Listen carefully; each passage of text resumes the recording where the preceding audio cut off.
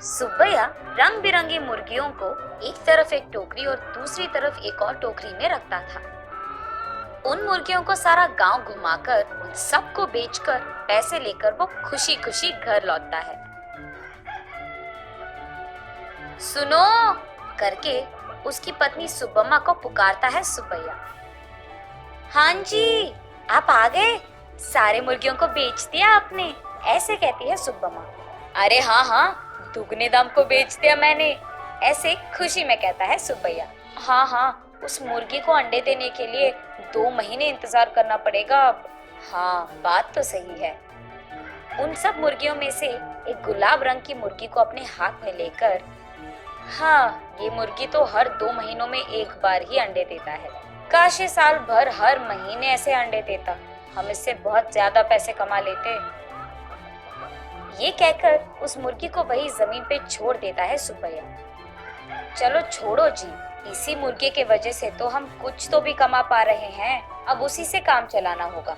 अब चलो, खाने का वक्त हो गया, खाने आ जाइए आप। उस रात के 12 बजने के बाद सुब्बैया धीरे से नींद में जागकर अपनी आंखें खोलता है। उसके बगल में मौजूद सुब्बम्मा गहरी नींद में थी। इसी को मौका मानकर सुब्बैया धीरे से एक चाकू को लेकर बाहर जाता है।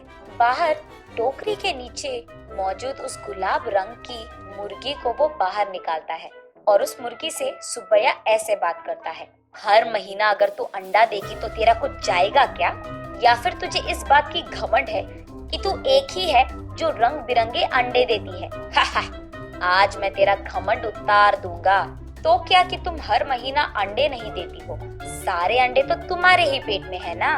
उन सारे अंडों को एक ही साथ बाहर निकालकर मैं उन सबको एक ही बार में बहुत ज्यादा पैसे के लिए बेच दूंगा, देख लेना।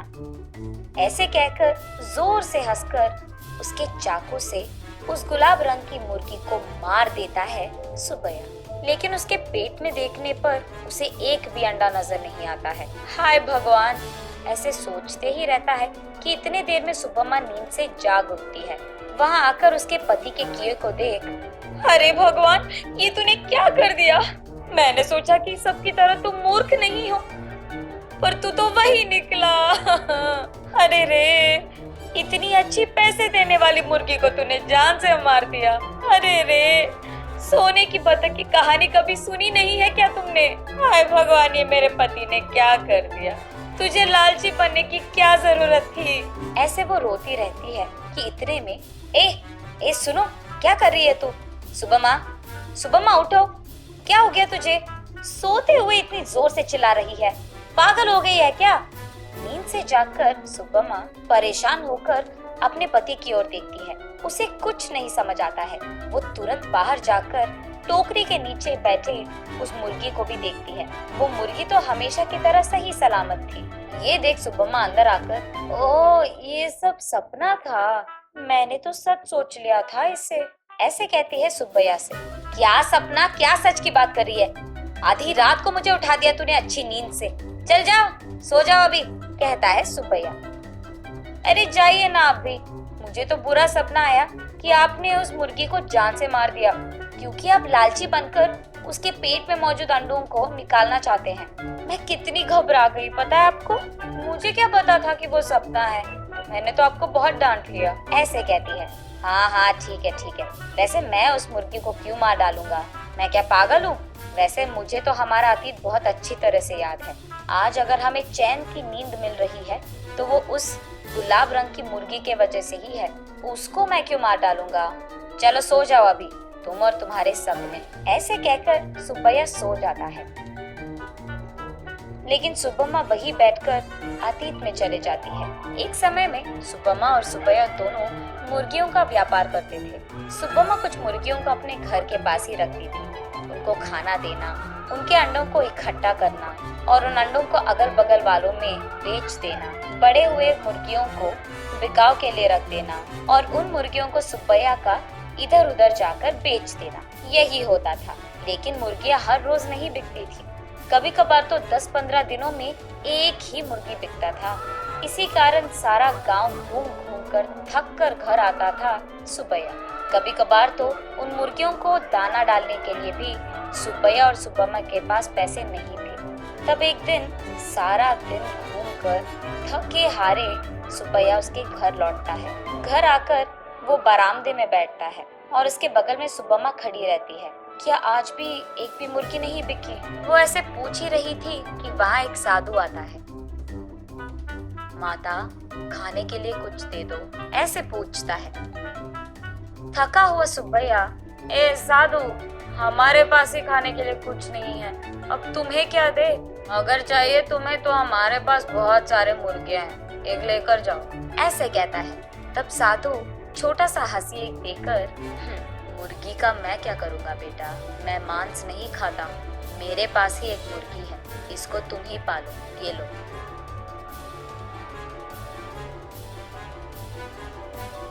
ये कहकर उनके हाथ में मौजूद एक गुलाब रंग की मुर्गी को उसके हाथ में देता है।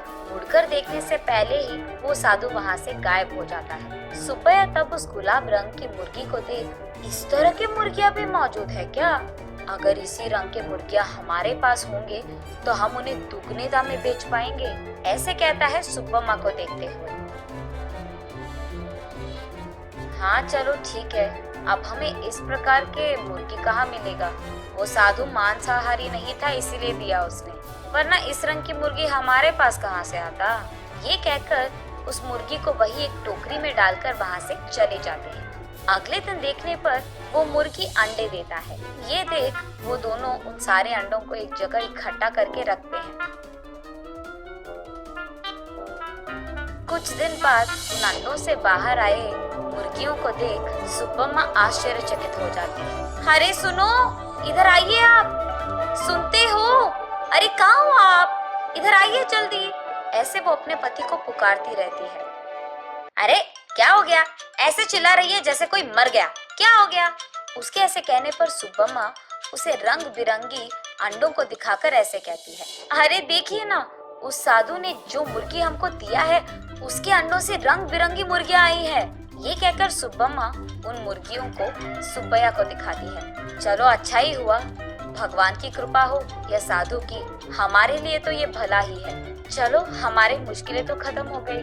आज ही मैं इन सारे मुर्गियों को बाजार में दुगने दाम पर बेचकर उन पैसों के साथ घर लौटूंगा।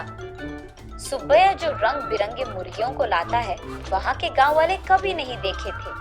इसी कारण गांव वाले सारे बहुत उत्साह से हमें चाहिए तो हमें चाहिए ऐसे एक दूसरे में बहस करते हुए सुब्बैया के पास जाते हैं।